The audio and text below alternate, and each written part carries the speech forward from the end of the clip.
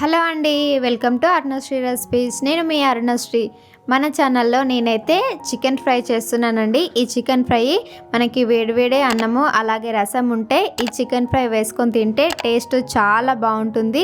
So మనమైతే ఈ chicken ఫ్రైని సింపుల్గా ఎలా ప్రిపేర్ చేసుకోవాలో చూసేద్దామండి. ఫస్ట్ మనము స్టవ్ పైన ఒక మందపాటి కడాయి పెట్టుకొని అందులోకి అయితే 4 టేబుల్ స్పూన్ల వరకు ఆయిల్ వేసుకోవాలి. మనం ఇలా ఫ్రైలు చేసేటప్పుడు బాండి అయితే కొద్దిగా మందంగా ఉంటే బాగుంటుందండి. ఆయిల్ కొద్దిగా వేడయ్యాక అందులోకి ఇక్కడ చూస్తున్నారు కదా, ఉల్లిపాయ ముక్కలు అయితే వేసుకుంటున్నాను. సన్నగా తరుక్కొని వేసుకోవాలి. ఉల్లిపాయలు కొద్దిగా వేగాక ఒక రెబ్బ కరివేపాకు, 2 పచ్చిమిర్చిని ఇలా మధ్యలోకి కట్ చేసుకొని వేసుకోవాలి. ఇవి వేసుకున్న తర్వాత ఒకసారి అయితే కలిపేసుకొని ఉల్లిపాయలని మనము గోల్డెన్ బ్రౌన్ కలర్ వచ్చేంత వరకు ఆయిల్లో వేయించుకోవాలండి. ఉల్లిపాయలు సగం వరకు వేగిన తర్వాత 1/2 టీ స్పూన్ పసుపు వేసుకుంటున్నాను. ఇలా పసుపు వేసుకొని మరొకసారి కలుపుకొని ఉల్లిపాయలని ఇంకొంచెం వేగనిద్దాము. ఉల్లిపాయలు వేగిన తర్వాత ఇక్కడైతే నేను 1/2 కేజీ చికెన్ని శుభ్రంగా కడిగి అయితే వేసుకుంటున్నాను.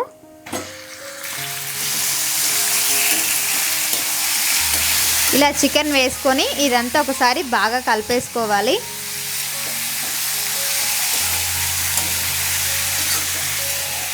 ఇలా చికెన్ వేసుకున్న తర్వాత ఇదంతా ఒకసారి అంతా ఈ విధంగా కలుపుకున్న తర్వాత మూత పెట్టి మనము చికెన్లో నుంచి వాటర్ అన్నీ బయటికి వచ్చేంత వరకు మంటని మనం మీడియం ఫ్లేమ్లో పెట్టుకొని ఉడికించుకుందామండి. ఒక 4-5 నిమిషాల తర్వాత మనము మూత తీసి చూసారు కదండి, చికెన్లో నుంచి వాటర్ అన్నీ బయటికి వచ్చేసాయి కదా. ఇప్పుడు ఈ నీళ్ళతోనే మనము మంటని లో ఫ్లేమ్లో పెట్టుకొని చికెన్ని ఉడికించుకోవాలి. మనము చికెన్ ఫ్రై చేస్తున్నాం కాబట్టి వాటర్ ఎక్కడ వేయకుండా ఇలా ఈ నీళ్ళతోని అలాగే తర్వాత టమాటాలు కూడా వేసి 1 బై 1 మనమైతే చికెన్ని నిదానంగా ఉడికించుకుంటే మంచిగా ఫ్రై అవుతుందండి. మరొక 4-5 నిమిషాల పాటు ఉడికించుకుంటే వాటర్ అన్నీ ఇంకిపోతాయి. మూత పెట్టి 4-5 నిమిషాలు ఉడికించుకుందాము. ఒక 4-5 నిమిషాల తర్వాత మనమైతే మూత తీసి చూసారు కదండి, వాటర్ అన్నీ ఇంకిపోయి చికెన్ పీస్లు అయితే దాదాపు ఫ్రై అయిపోయాయి. మంచిగా ఆయిల్ అంతా తేలిపోయింది. ఇప్పుడు ఒకసారి మనము కలిపేసుకుందాము.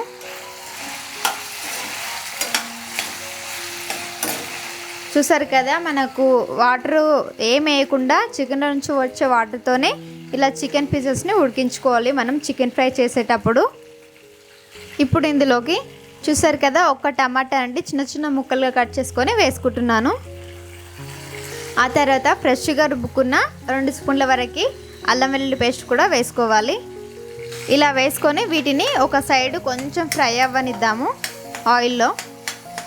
ఇలా 1 నిమిషం పాటు కలిపేసుకున్న తర్వాత మనం చికెన్ మొత్తానికి కలిపేద్దామండి.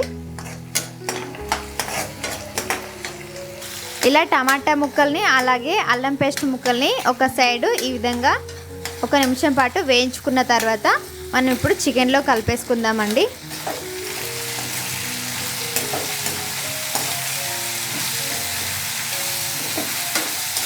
మనం వాటర్ వేయకుండా చికెన్ ఫ్రై చేస్తున్నాం కాబట్టి ఇలా 1 బై 1 వేసుకుంటా ఉంటే చికెన్ బాగా ఉడికిపోయి టేస్ట్ కూడా బాగా వస్తుంది.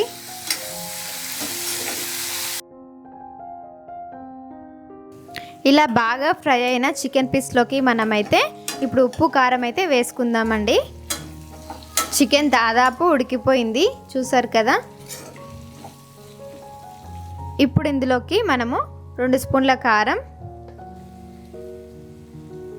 1 స్పూను ఉప్పు కూడా వేసేసుకొని మరొకసారి బాగా కలిపేసుకుందాం. ఇలా ఉప్పు కారము ముక్కలకు బాగా పట్టే విధంగా 1 నిమిషం పాటు కలిపేసుకుందామండి.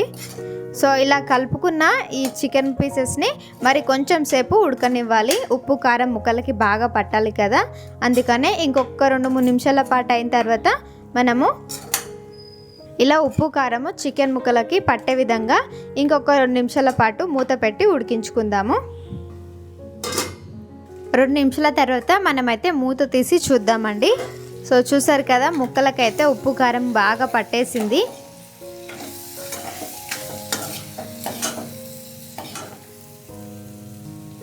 సో చూసారు కదండి, మనకైతే ఇక్కడ చికెన్ ముక్కలు కూడా బాగా వేగిపోయాయి.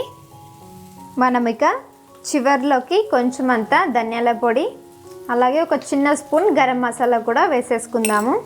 ఇలా ఈ మసాలాలు లాస్ట్లో వేసుకుంటే స్పైసీగా బాగుంటుందండి చికెన్ ఫ్రై. మనము ఫ్రై చేస్తున్నాం కాబట్టి ఇలా చెక్క లవంగాలు డైరెక్ట్ వేయకుండా ఇలా గరం మసాలా వేసుకుంటే బాగుంటుంది. మళ్ళీ మనం చెక్క లవంగా అవన్నీ వేసుకున్నాం అనుకోండి, తినేటప్పుడు మధ్య మధ్యలో పంట కింద తగిలితే అంత బాగుండదు. కాబట్టి ఇలా మనము పౌడర్ చేసి వేసుకుంటే టేస్ట్ కూడా బాగుంటుంది. చూసారు కదండి, మనకైతే బాగా వేగిపోయింది.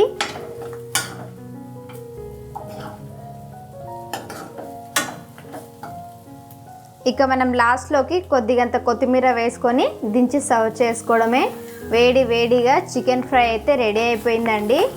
టేస్ట్ చాలా చాలా బాగుంటుంది. ఎవరైనా చేసుకోవచ్చు. ఈ చికెన్ ఫ్రై ప్రాసెస్ చాలా సింపుల్ కదా.